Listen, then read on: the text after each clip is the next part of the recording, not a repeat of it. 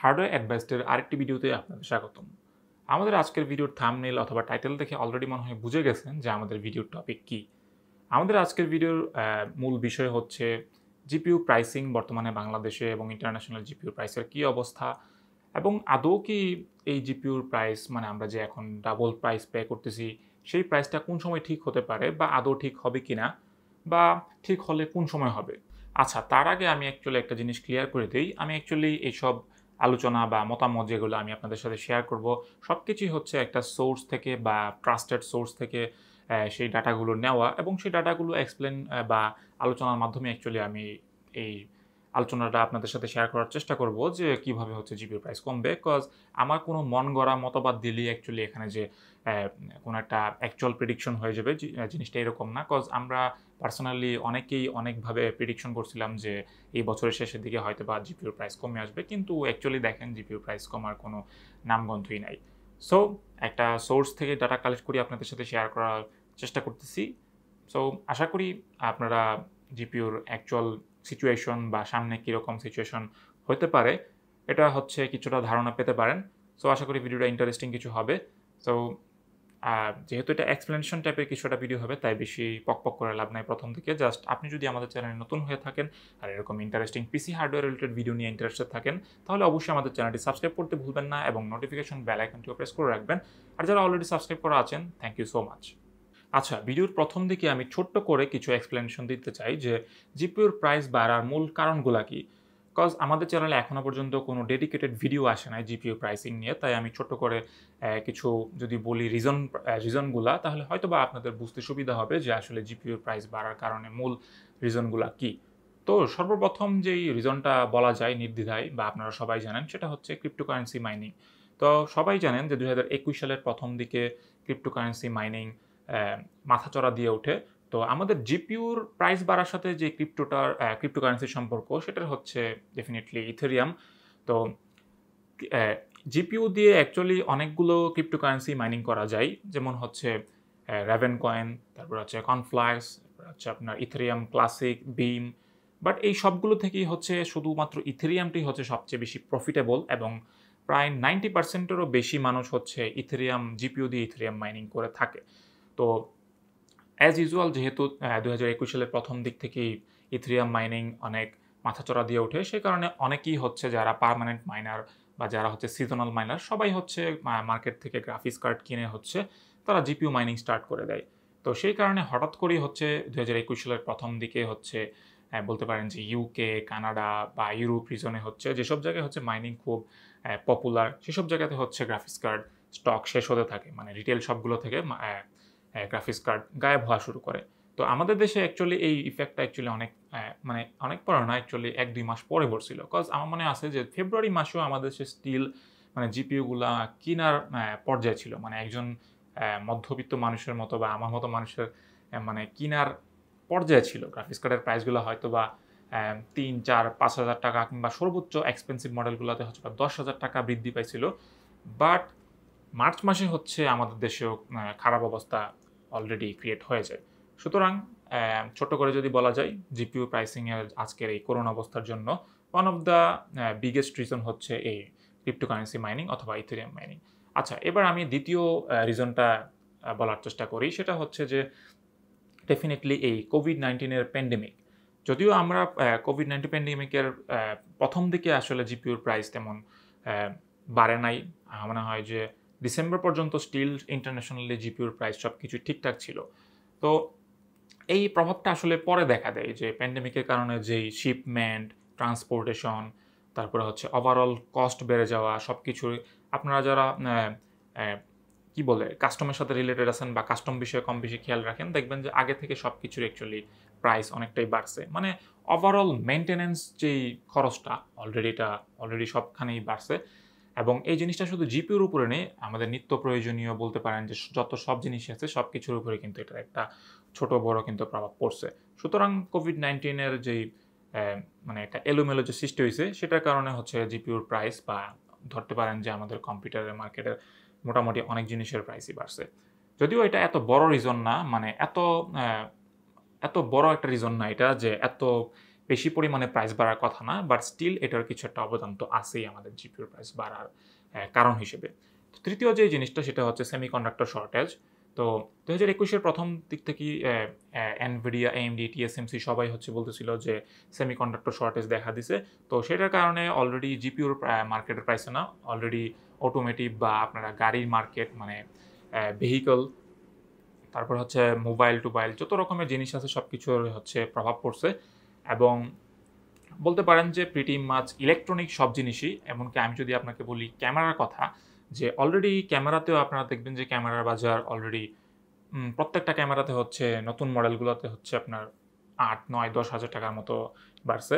আচ্ছা, এবার আসি বর্তমানে আমাদের দেশে জিপিইউর প্রাইসের কী অবস্থা এবং ইন্টারন্যাশনালি জিপিইউর প্রাইসের কী অবস্থা। তো এই জিনিসটা জানার জন্য আমি যদি আমার পক্ষে যদি সম্ভব হইতো আমি হয়তোবা মাল্টিপ্ল্যান সেন্টার কিংবা আইডি ভবনের মতো পপুলার মার্কেটে আমি ফিজিক্যালি আমার যাওয়ার চেষ্টা করতাম, বাট আমার পক্ষে আসলে যাওয়া পসিবল হয় নাই। তো আমি হচ্ছে ফোনে কল করার মাধ্যমে কিছু প্রাইস সংগ্রহ করছি, মানে কিছু ফেভারিট কিছু গ্রাফিক্স কার্ডের দাম আমি সংগ্রহ করি। তো আমি আপনাদের সাথে শেয়ার করতেছি। বর্তমানে লেজেন্ডারি 1050 Ti এর প্রাইস চলতেছে হচ্ছে 25,000 টাকা। যদিও আমি প্রায় ১ মাসের আগে মনে হয় দেখছিলাম ২১,000 টাকা ছিল। বর্তমানে হচ্ছে অ্যাসুসের ফিনিক্স যেই মডেলটা আছে, আমি রাইট নাও যে সময় ভিডিওটা করতেছি তখন হচ্ছে প্রাইস। তো আপনারা অ্যাকচুয়াল প্রাইস হিসেবে এটাকে নিয়েন না, বিকজ প্রাইস কিন্তু আপ ডাউন করতেছে। সো এটাকে আমি জাস্ট আপনাদেরকে সিচুয়েশনটা বলতেছি বর্তমানে। তো তারপরে হচ্ছে আর হ্যাঁ, 1050 Ti বর্তমানে আসলে কি বলে মানে মার্কেট আউট হয়ে যাওয়ার কথা বা ডিসকন্টিনিউ হয়ে যাওয়ার কথা, কজ অলমোস্ট ৬ বছর মেবি হয়ে যেতেছে 1050 Ti, কজ 2016 সালের অক্টোবরের দিকে মনে হয় লঞ্চ হয়েছিল। তো যাই হোক, এই মানে কবর থেকে উঠে আসছে ধরতে গেলে। এখন আপনি নতুন পাইতেছেন তাও ডাবল দামে। যাই হোক, তারপরে হচ্ছে 1650 সুপার। তো সারপ্রাইজিংলি 1650 সুপার আমি কোনো মানে আমি যেসব রিটেল শপে কল করি আমি কোনো জায়গাতেই স্টকে পাই নাই বা অ্যাভেলেবল ছিল না। জানি না 1650 সুপারের সাথে কী হয়েছে। তারপরে হচ্ছে 1660 সুপার। 1660 সুপারের হচ্ছে সবগুলো মডেল অ্যাভেলেবল নাই, কিছু কিছু মডেল হচ্ছে 47,000 টাকাতে সেল হইতেছে। গিগাবাইটের মডেলটা মেবি টুয়াইন ডুয়াল ফ্যান এডিশন, যেটা ওসি ভার্সন, ওটা হচ্ছে 47,000 টাকা। তারপরে হচ্ছে আপনার জোটেকেরটা হচ্ছে 50,000, 51,000 টাকাতে সেল হইতেছে। তো আমি জানি না জোটেকের টুয়াইন ফোর্স একটা মডেল আছে মেবি। তো এইটা হচ্ছে গিগাবাইটের মডেল থেকে লোয়েস্ট গ্রেডের, মানে গিগাবাইটের ওসি ভার্সনটা থেকে ডুয়াল ভার্সন থেকে এটা হচ্ছে কম দামি, কিন্তু মার্কেটে হচ্ছে এটার দাম বেশি। আমি জানি না এরকম উল্টাপাল্টা কোন সময় থেকে তৈরি হলো। তারপর হচ্ছে 3060 কালারফুলের কার্ডটা হচ্ছে আপনার 75,000 টাকা, মানে আমি যে সময় প্রাইসগুলো কালেক্ট করি। তারপরে হচ্ছে 3060 Ti হচ্ছে আমাকে বলা হয়েছে 90,000 টাকা, বাট আমি হচ্ছে অনলাইনে কিছু কিছু 85,000 টাকাতেও দেখছি 3060 Ti বেস মডেলগুলো, যদিও মডেল অনুসারে প্রাইস ডিফারেন্স হয় অনেক। তো এটাই ছিল আমাদের দেশের জিপিউর অবস্থা। যদিও আরও অনেক জিপি বাকি আছে, বাট আমি সবগুলা কালেক্ট করি নাই। অ্যাকচুয়ালি সবগুলা বলতে গেলে অনেক লম্বা হয়ে যাবে ভিডিও। যাই হোক, আমি ইন্টারন্যাশনালি যেই প্রাইস চলতেছে এটা অবভিয়াসলি আমি ডিসপ্লেতে স্ক্রিনে কোনো জায়গায় দিয়ে দেবো টমস হার্ডওয়্যারের জিপিউ প্রাইস অনুসারে। তো ইন্টারন্যাশনালিও প্রাইস অ্যাকচুয়ালি ডাবলেরও বেশি।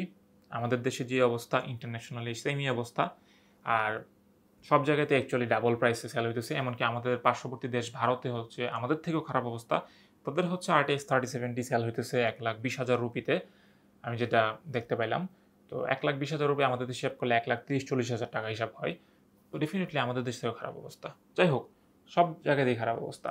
আচ্ছা, এবার আসা যাক যে এখন যে রিডিকুলাস প্রাইস চলতেছে জিপিউর, সেটা আসলে চেঞ্জ হবার কোনো চান্স আছে কিনা বা আদৌ চেঞ্জ হবে কিনা, বা চেঞ্জ হলে কোন সময় হতে পারে। তো অ্যাকচুয়ালি আমি আমার মন গড়া কথা বললেই অ্যাকচুয়ালি জিপিউর প্রাইস যে কমে যাবে, বা আপনি একটা প্রেডিক্ট করে বলে দিলেই যে জিপিউর প্রাইস কমে যাবে, এটা এরকম না। আমাদের মতো কনজিউমারদের কাছে অ্যাকচুয়ালি জিপিউর প্রাইসের কোনো হাতিয়ার আমাদের কাছে নাই। যাই হোক, আমি কিছু সোর্স থেকে কিছু ডাটা কালেক্ট করার মাধ্যমে আপনাদের কাছে শেয়ার করার চেষ্টা করতেছি।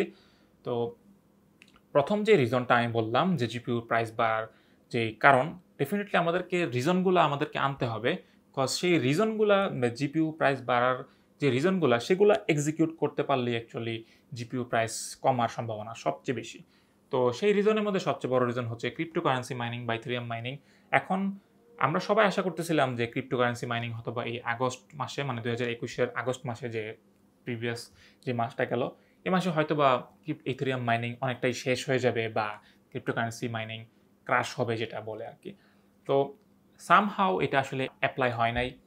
তো আমি একটু গুছানোভাবে বলি যে ইথেরিয়াম যেভাবে অ্যাকচুয়ালি মাইনিং হয় বা ইথেরিয়াম মাইনিংয়ের মাধ্যমে অ্যাকচুয়ালি যেভাবে মাইনাররা হচ্ছে প্রফিট মার্জিন অর্জন করে, তো সেই জিনিসটা অ্যাকচুয়ালি চেঞ্জ হবার কথা ছিল ইথেরিয়াম 2.0 প্রুফ অফ স্টেকের মাধ্যমে। আচ্ছা, আমি এরকম অত ভেজালে যেতেছি না, মনে হয় বেশি কমপ্লিকেটেড করে ফেলতেছি জিনিসটা।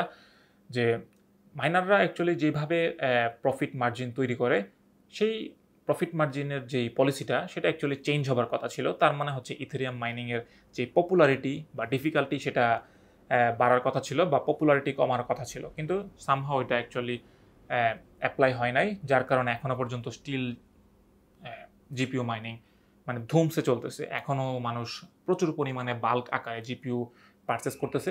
সেই কারণে আপনি স্টিল দেখবেন যে নতুন জিপিইউ রিলিজ হওয়ার সাথে সাথেই হচ্ছে একদম মার্কেট পুরাই খালি হয়ে যায়। সর্বোচ্চ 5-6 দিন বা 10-12 দিন, 2 সপ্তাহের মতো গ্রাফিক্স কার্ড থাকে, তারপরে হচ্ছে গ্রাফিক্স কার্ড হাওয়া হয়ে যায় মার্কেট থেকে। এটা শুধু আমাদের দেশে না, সব জায়গাতেই একই অবস্থা।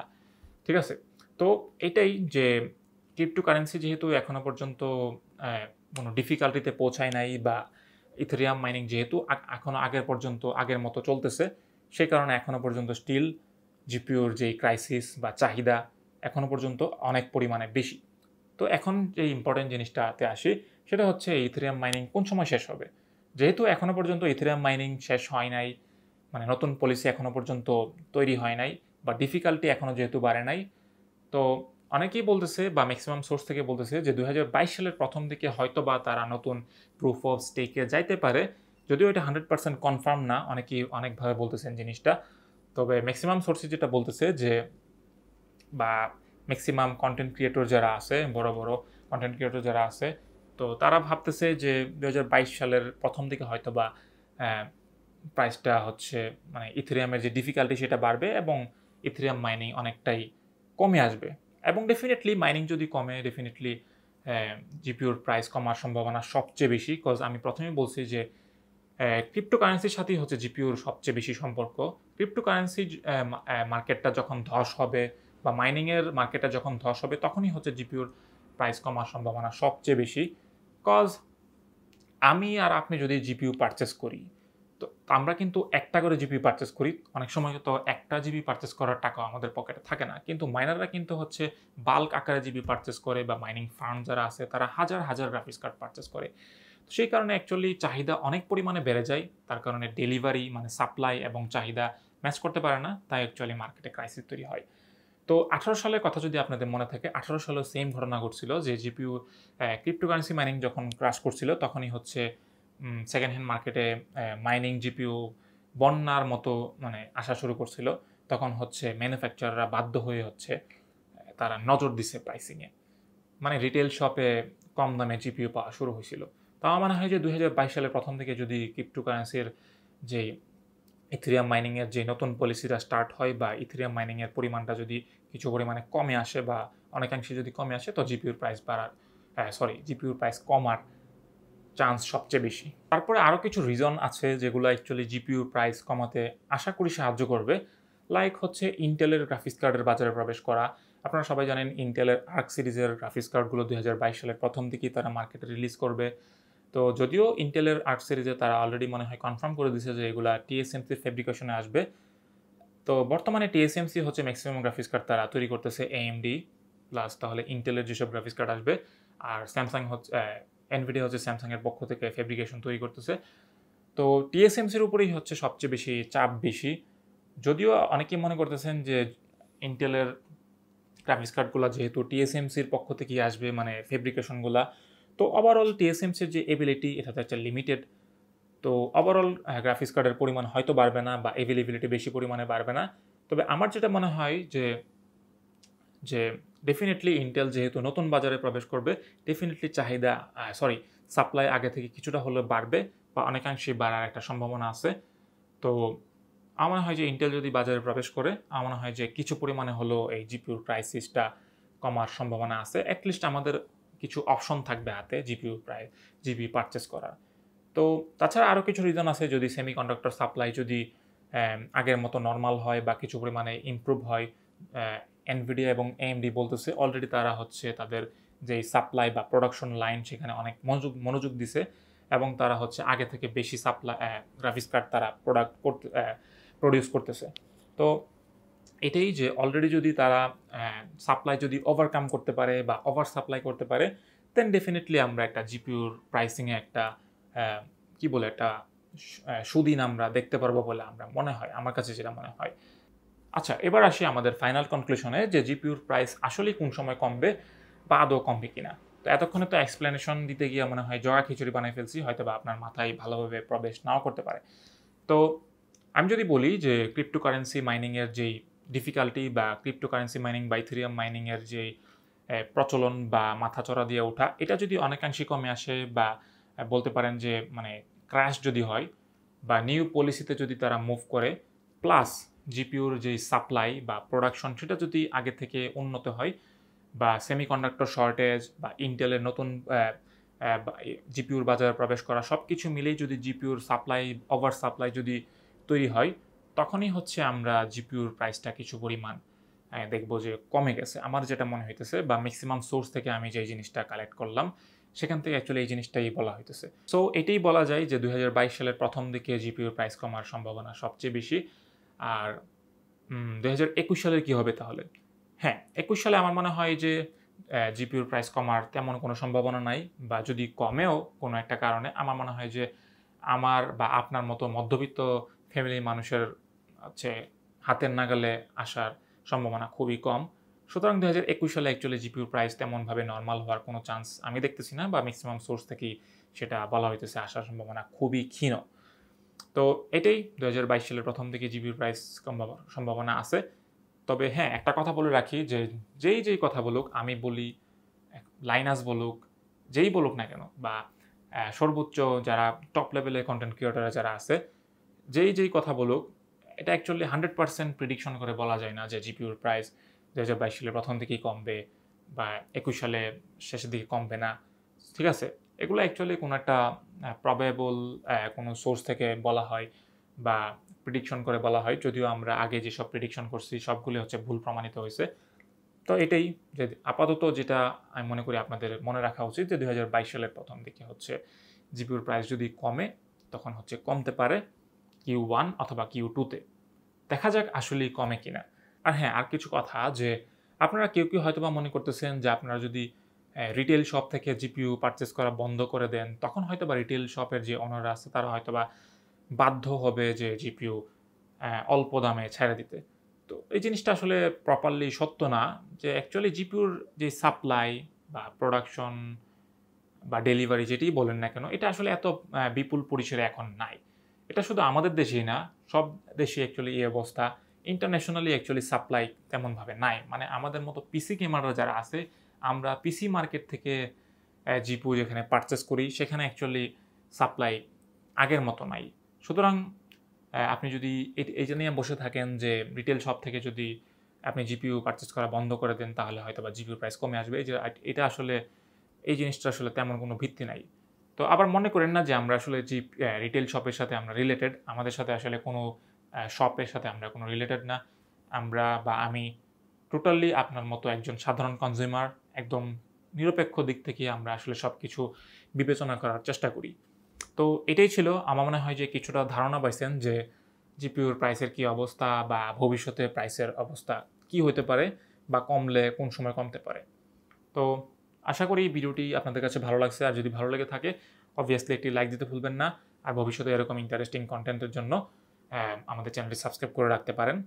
আর হ্যাঁ, ইম্পর্টেন্ট বিষয় সেটা হচ্ছে আপনার কি মতামত জিপিইউ প্রাইসিং নিয়ে? জিপিইউর প্রাইস আদৌ কমবে কিনা বা কমলে কোন সময় কমতে পারে? আপনার কিন্তু আমার থেকে ডিফারেন্ট মতামত থাকতেই পারে। আর আমরা হার্ডওয়্যার অ্যাডভাইসড কমিউনিটি, অবশ্যই একে অপরের যেই মতামত তাকে আমরা রেসপেক্ট করি। তো ডেফিনেটলি আপনার মতামত কমেন্ট সেকশনে জানাতে ভুলবেন না। তাহলে আজকে এই পর্যন্তই। এই প্রচণ্ড গরমের মধ্যেও যে এই ভিডিওটা ফুলফিলভাবে শেষ করতে পারছি, তো সেটার শুকরিয়া জ্ঞাপন করে আজকে এখান থেকে বিদায় নিচ্ছি। সবাই ভালো থাকবেন, সুস্থ থাকবেন। খুদা হাফেজ।